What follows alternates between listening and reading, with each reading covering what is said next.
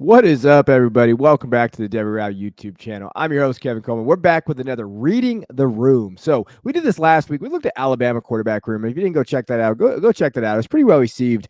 And what we're trying to do here is looking at different, quarterback battles, running back battles, wide receiver rooms, all those type of things. And we're going to stick with quarterbacks this time. And we're going to be looking at Ole Miss quarterbacks. What can we expect from Ole Miss? Ole Miss last year started off hot, 7-0. Lost to LSU, bounced back, beat Texas A&M, and then they went on a four-game losing streak down the stretch. Lost to Mississippi State in the Egg Bowl, then they lost to Texas Tech in their bowl game, which was not a very pretty bowl game, right? 42-25. And a lot of people have blamed the quarterback play and Jaxson Dart in particular just not being consistent enough. Now, they've done something this offseason. They brought in Spencer Sanders, Walker Howard, so they did address it towards the transfer portal.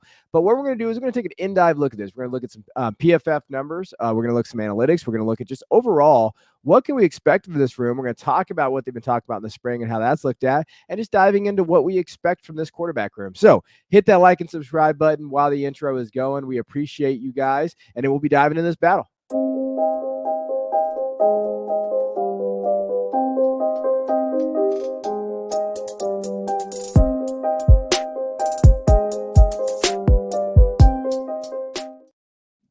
All right, so let's dive into this bad boy. Let's take a look and overall last year at their offense. So if you look at their offense, it was a very up and down year for them. I watch a lot of Ole Miss. I have a lot of respect for Lane Kiffin and him as a play caller, and I just like the guy. I like his coaching style. I like what he's been able to do at the places he's been at. And so, one thing that I noticed, and Ole Miss fans probably could attest to this, it just didn't feel like he was confident in his quarterback play and in his play calling, right? I thought the Alabama game was winnable last year. They lost 30-24, but down the stretch, it just didn't feel like he wanted to put the balls in the hands of his quarterback. And he really protected him. And that, I think, was a huge red flag to me when watching him. Like, what is it? Does he not trust his quarterback play? Because his play calling's a lot different last year than I've seen it ever before. Now, as far as scoring offense, still, 29th in the NCAA. Total offense was still really good. They did average a lot of yards. That was through the ground. We're going to obviously talk about Quinshon Judkins, absolute stud. But plays per game, they did run at a pretty good rate, 5th in the nation, right? Passing attempts was down, though, 91st. And I think that was a big, coming from, the previous year and what they had and Matt Corral and everything there, and then they go back to 91st. That's a red flag again, right? Passing percentage, not great, 122nd. Rushing attempts per game, though, was 3rd in the nation. And then rushing percentage, 11th in the nation. Average scoring margin wasn't great, though. And a part of that was kind of those couple blowouts down the stretch. But they struggled a little bit to kind of close games. They struggled kind of down the stretch to kind of end teams, Kentucky 22-19. Offensively, they definitely did struggle a little bit. And overall, we're going to be looking at why that was, right? Well, we know Judkins, played really well, almost 600 yards, absolutely stud running back, but it is that quarterback position. So let's dive into it. So Jaxson Dart last year, here's what we have to look at. So we know the kind of recruit he was. His freshman year, he played at USC. Obviously Lincoln Riley going to USC, bringing Caleb Williams, he transferred. I think that when we're talking about Jaxson Dart overall, you got to understand he transferred really late last year into the spring. Didn't really have that spring to get ready. Had the summer and the fall, and so he came in pretty novice, right? And then he also had a quarterback battle. And I don't know if he ever really got comfortable. And that's one thing that the spring reports and everything that I've seen from the 247 reporters and everything that they've talked about, all the insiders out there, is that he never really got that time to really develop and get comfortable. You're talking about a kid that went from California all the way to Mississippi, kind of learning the culture, understanding the team, getting to know everybody. That's a big adjustment for a college kid. And I think that's one thing to note about his profile. Excuse me. And you have to understand that about Dart, right? Overall, that is something that you can't just throw out. I think these are college kids. I think there's one thing to know about, hey, comfortability in the offense, in the new state that you're in, those type of things. He's a very solid prospect when you watch him play. I was a big fan of his coming out of high school. And he did have some good numbers last year at times, right? He performed pretty well. Vanderbilt, I know he had 448 yards passing. When they let him go, I thought that he looked good, down the stretch, but again, kind of inconsistencies. And we're going to be talking about that. He did have 614 rushing yards as well. Now, one thing I want to do is by the numbers, we're going to look at his kind of PFF grades. Now, PFF grades are not set in stone. I am not a PFF truther. I just like to give the whole profile here. And here are some things that we see. So offensive grade under him was 79.5. It's actually not a bad offensive grade. Like now, part of that could be the rushing attack and how efficient that was. So that, yeah, context is needed there. Big time throw. He actually performed pretty well in that big time throw area. So you have to like that about him in terms of like what he performed well. And he did have some passes and some games where, he made throws that they needed to make. Turnover worthy play, not amazing at 3.3%. I think there were some times last year that he definitely forced the issue. And you saw that. Now, there were also some throws that he made that had he just, you know, a split second later or earlier or what the case may be, he would have better numbers, right? Better throws, wouldn't have those interceptions. So that the context is very, sliver thin here for this guy, like, because there were so many throws that he could have made and he should have made that he just missed barely, that maybe he's going to improve on this year. Offensive grade under pressure is the real red flag, though. He did not do well under pressure. We saw that. So I think that is, to me, where he's got to get better at, right? If I was going to pick something where he's going to definitely need to get better, it's that offensive grade under pressure. Now, as far as like strengths as a quarterback, he is a dual threat kid.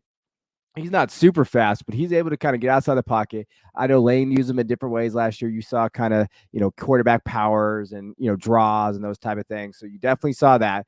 Arm strength, he has it. Like, the arm strength is not the problem with Jaxson Dart. Jaxson Dart can sling it every level of the field. It's the accuracy, right? Like the arm strength, I know he can layer it to every part of the field and get it there. It's where it's going to be, those type of things. And he's got tools. Like when you're watching him, like I'm telling you, if you have time and if you like, Ole Miss or, just looking at this, you're a film junkie like me, go watch some of his huddle tape at Utah when in high school. Kid could freaking play, and he's got the tools, and there are intangibles, right? There's a reason why Lane picked him to come here. There are intangibles out there for this kid. Now, as far as like areas of improvement, accuracy, that's the key. Like, I think that's going to win him or lose him the job, is accuracy, because a big part of that is his inconsistent mechanics at times under pressure. So, like, all of these things play a role, right? And a lot of this stuff is the under pressure part. And that's the key. So when you're looking at it, like his ability to like, take a step up in the pocket and deliver it on a rope. He doesn't have that yet, and he did not have it last year. Decision making, definitely made some throws where you're like, where the hell are you going with that read, right? And I think that's one of those things that Lane limited last year, and he was trying to limit, which really, really hurt this offense overall, and it hurt its ceiling, right? So those are the areas that you have to do, and really the encompassing thing of all those areas of improvement is under pressure. That's where he's got to go. Now, let's talk about the other transfers. So Spencer Sanders came in, Ole Miss. And you're looking at what he's done as a prospect. He was a very, very sought after prospect, when you're looking at just 247 Sports and in general, just like his overall profile as a quarterback. He was always that dual threat kid, kind of came in, and you're looking there. His composite score is 90, not 98, by the way. But, again, good size, good frame. Completion percentage has decreased every year, though. And you saw that at Oklahoma State last year. Did not look very good. Always kind of had those interception issues, and overall, like last year was supposed to be a big year for Oklahoma State. And it was not. They fell off down the stretch. Did not look good. They had a ton of injuries. Spencer Sanders is one of those kids that was supposed to have a good year and just didn't have that. Right now, if you're looking at his kind of advanced numbers, his offensive grade last year for Oklahoma State was not great. 69.3. Big time throw, he did not. There was multiple games where they charted him as having 0 big time throws. That's a concern. Turnover worthy play, 3.8%. Obviously, he's been a turnover, machine in his career. And then 53.9 offensive grade under pressure, which isn't much better than Dart, right? But he doesn't necessarily have the tools that Dart has either. Now, when we're watching him as a quarterback and what we say, like, I think the big thing for him is experience.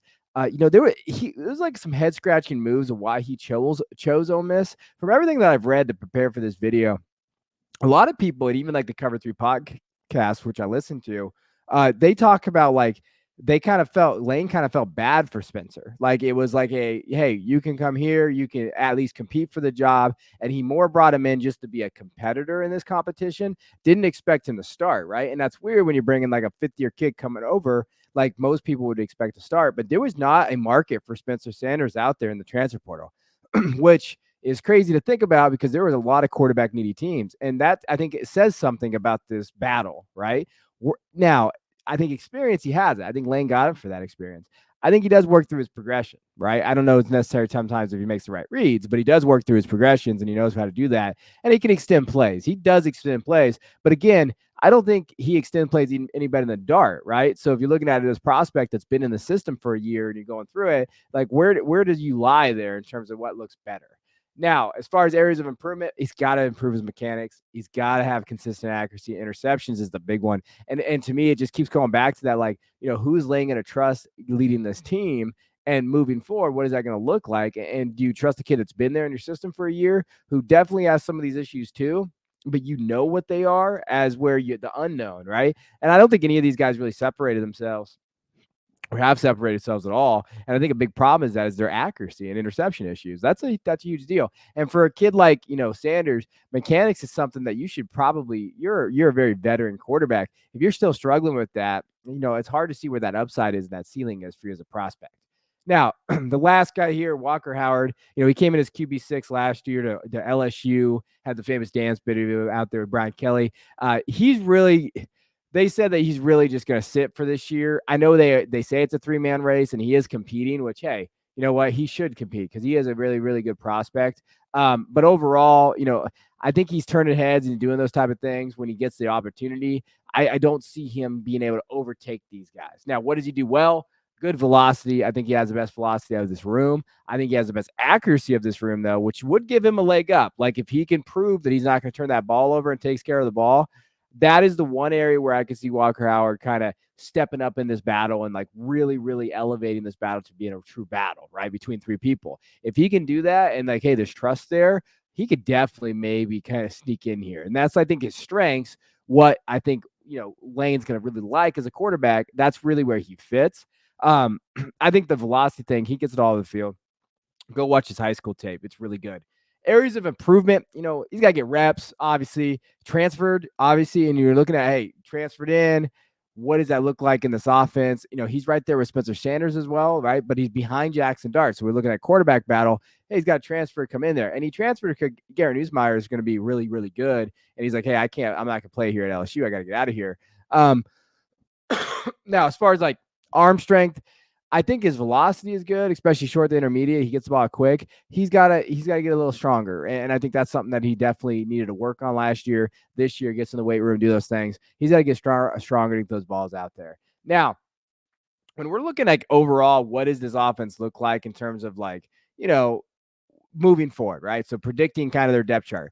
Their real strength is the running back room. Yeah, Crenshaw Judkins, Ulysses Bentley, Matt Jones, Fred McAfee. Kedrick Cuscano is a true freshman. He's really, really good. But I think when you're looking at that, I think that they can be very versatile. And I think that's where their strength is. So they just need a quarterback that they can trust to make big throws when they need to, but not have to rely on, right? So that's something to keep in mind when you look at this battle. They're going to just lean on the running back room like they did last year. But the times they needed Dart to step up towards the end of the year, he just didn't do that. So that's something like that's the problem, right? Now, when you're looking at receiver, they lost Chris Marshall. He got kicked off the team. That's a big loss, right? You have Trey Harris, Jordan Watkins, Dayton Wade, JJ Henry.